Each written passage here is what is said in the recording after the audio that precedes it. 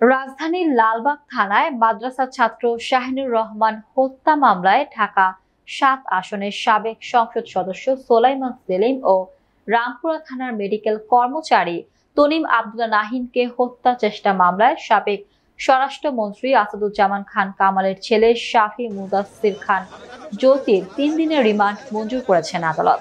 বুধবার Dhaka metropolitan magistrate আওলাদ হোসেন মোহাম্মদ জোনায়েদের আদালত শুনানি শেষে এই আদেশ দেন। আদালতে হাজির হওয়ার পর মামলার সুষ্ঠু তদন্তের স্বার্থে পুলিশ তাদের ৫ দিনের রিমান্ড নেয়ার আবেদন করলে আদালত জামিনের আবেদন নামঞ্জুর করে ৩ দিনের রিমান্ড মঞ্জুর করেন।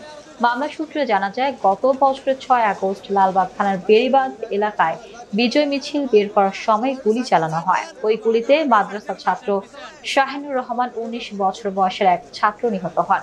হত্যাকাণ্ডের ঘটনায় নিহতের ভাই মোহাম্মদ মাজেদুল ইসলাম লালবাগ থানায় একটি হত্যা মামলা দায়ের করে। অন্যদিকে হত্যা চেষ্টা মামলায় ১৯ জুলাই রামপুরা টিভি সেন্টারের সামনে আন্দোলনরত অবস্থায় হামলার শিকার হন তনিম আব্দুল্লাহ নাহিন। হামলায় হাঁটুর নিচে গুলিবিদ্ধ হন তিনি। তার মা নাজনীন কবির রামপুরা থানায় একটি হত্যা চেষ্টা মামলা দায়ের করেন।